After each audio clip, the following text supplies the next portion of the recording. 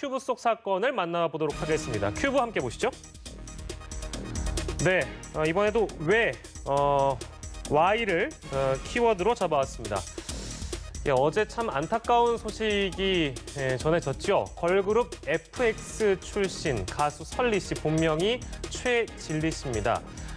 어제 오후 자택에서 숨진 채 발견이 됐는데요. 최 씨는 데뷔 이후부터 연예계 활동 내내 악성 댓글에 시달려 온 것으로 알려져 있습니다. 이 부분을 저희가 심리학 박사인 김동철 박사와 이야기를 좀 나눠보도록 하겠습니다.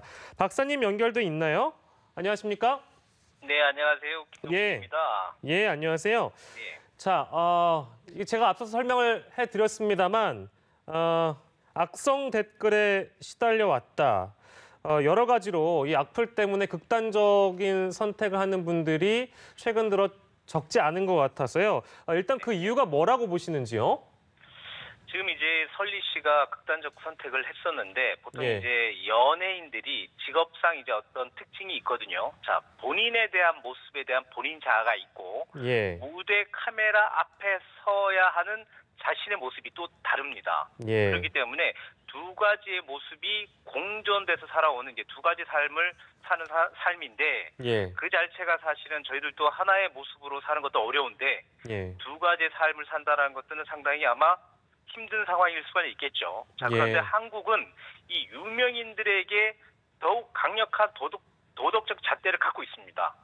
그렇기 때문에 이 스트레스가 아마 상당히 컸지 않았을까라는 생각이 좀 들고요. 예. 설리 씨가 이제 이렇게 극단적 상황으로 내몰린 경우에서도 예. 2014년부터 사실은 쭉 이어온 거였었기 때문에 예. 이 부정적 댓글이나 악성 그 악플들이 대인 기피라든지 공황장애라든지 우울증 문제가 되면서 결국 이렇게 안타까운 결말이 되었지 않나 이렇게 생각이 됩니다. 예, 이게 참 팬들도 그렇고 저 같은 사람에게도 참 충격인 것이 설리 씨가 굉장히 적극적으로 세상과 소통을 하려는 노력을 그동안 많이 해왔기 때문에 이런 분이 극단적 선택을 한다는 게 참 안타까운 부분인데요. 저희가 반대쪽의 심리를 좀 짚어보겠습니다.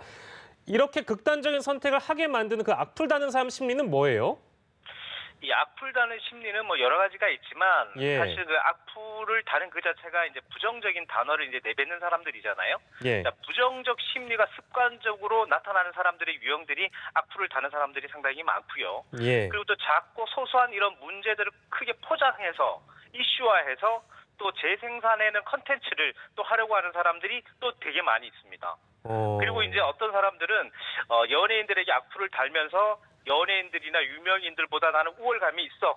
이제 야단을 치고 예. 예를 든다면 나쁜 말을 함으로써 스스로에 대해서 나는 우월감이 있어라고 하는 약간의 관종의식도 있는 사람들이 이제 상당히 많이 있거든요. 예. 그렇기 때문에 도덕심에 대해서 너는 문제가 있어. 그리고 모범이 돼라고 하는 압박 심리를 계속 줌으로 인해서 스스로에 대한 관종의식이 분명히 있어 보입니다. 예, 저희가 오늘 마지막 질문이 될 것 같은데요. 교수님께 네. 드리는 뭐 적극적으로 이거를 이제 이겨내는 연예인들도 있습니다만 여전히 악플이 참 많은 사람의 마음에 생채기를 낸다, 상처를 준다는 생각이 듭니다.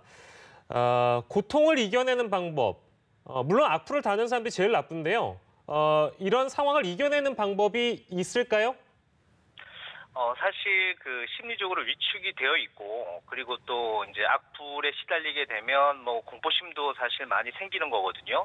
그리고 이제 자신에 대한 자존감이 파괴가 되기 때문에 상당히 예. 심각한 문제가 있는데 가장 중요한 부분들은 연예인들 자체가 어디에 나서서 나는 우울증이다, 정신과적인 문제가 있다라고 한다면 뭐 사실 뭐 본인이 하는 활동에 큰 지장이 있기 때문에 그러지 못하는 게 문제입니다. 그렇기 때문에 연예인들 사이에서도 서로가 위안해주는 정도가 다인 것이지 예. 치료를 받는 사람이 좀 극히 드뭅니다. 그렇기 때문에 작은 문제가 발생이 되면 전문가가 꼭 필요하고요. 그리고 또 필요한 경우에서는 약을 통해서라도 이런 문제를 해결해야 되고요. 그리고 또 예. 이런 극단적인 선택을 했었을 때는 그런 전조 현상들이 있거든요. 그런 부분들을 주변의 사람들이 우울도가 높다라고 하는 연예인들이 있다면 예. 신경 써서 봐주는 것들이 가장 중요하다라고 생각을 합니다. 예, 본인의 노력도 중요하지만 주변의 노력도 또한 중요하다. 네, 이렇게 네. 저희가 정리하도록 하겠습니다. 네. 김동철 심리학 박사와 함께했습니다. 선생님 고맙습니다. 네, 감사합니다. 상황이 이렇다 보니까 악플 금지법 만들어야 된다. 네. 이런 목소리가 커지고 있네요. 어떻게 보십니까?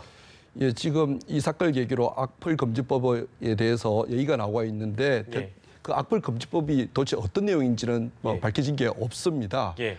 저는 개인적으로 이게 뭐 법을 만든다는 게 광상능사는 아니고 예. 있는 법이라도 좀 잘 활용했으면 하는 게 제 개인적인 생각입니다. 예. 이미 우리 형법에는 명예훼손 그리고 모욕죄라는 게 규정되어 있고요. 예. 또 인터넷 같은 정보통신망을 이용해서 타인에게 비방할 목적으로 명예를 훼손하게 되면은 예. 정보통신망 이용 촉진 및 정보 보호 등에 관한 법률에 의해서 예. 처벌을 하게 되어 있습니다. 예. 기존의 법은 잘 되어 있어요. 예. 문제는 이 사건을 바라보는 검찰이나 법원의 시각인데요. 예, 예. 과거에 제가 경험했던 사건들 중에서 한 예. 950만 명 앞에 이렇게 망신을 당한 일반인이 있었습니다. 예. 정말 똑같이 자살을 하려고 하고 심각한 후유증에 시달려서 예. 결국 거기에 핵심 주도자들을 고소를 한 적이 있었는데 예. 이 사건에 대해서 이 사람이 가졌던 명예 감정이 송두리째 무너졌음에도 불구하고 예.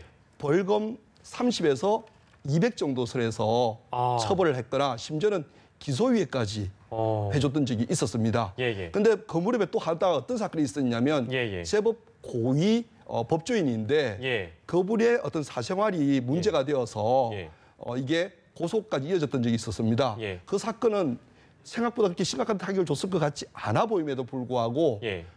구속을 했던 사례가 있었습니다. 어. 누구에게나 명예는 소중한 것이고요. 예, 예. 어떤 사람에게는 그 명예가 온 우주와 같을 수도 있는 것인데 예. 이렇게 익명성 뒤에서 예. 비겁하게 예. 어떤 타인을 계속 집요하게 그것도 근거 없는 것들을 가지고 예. 괴롭힌다면은 예. 그에 합당한 처벌이 따라야 될 것으로 생각을 합니다. 예, 마지막으로 전지현 변호사께 짧게 좀 개인적으로는 이런 상황을 지켜보시면서 어떤 대책들이 좀 필요하다고 생각하시는지 좀 들어보겠습니다. 저도 이렇게 방송을 하다 보니까는 예. 댓글에 이렇게 악플이 달릴 때가 있어요. 전지현 변호사한테요? 네, 그러면 어. 제가 되게 상처를 받거든요. 그럼요. 저는 그렇게 상처받는 사람이 아닌데도 이렇게 확 가슴이 아파요. 그런 거를 보면은. 예. 그래서 인터넷 실명제가 얼마 전에 위헌 판결을 받았고 이걸 법으로 강제하기는 어려운 걸로 알고 있는데 예. 자기가 한 말에 대해서 책임을 지는 게 예. 지성인으로서의 마땅한 덕목이라고 생각하거든요. 예, 예. 저는 이렇게 해도 처벌을 강화해도 안 되고 이렇게 해도 안 된다면은 예. 결국 인터넷 실명제를 통해 가지고는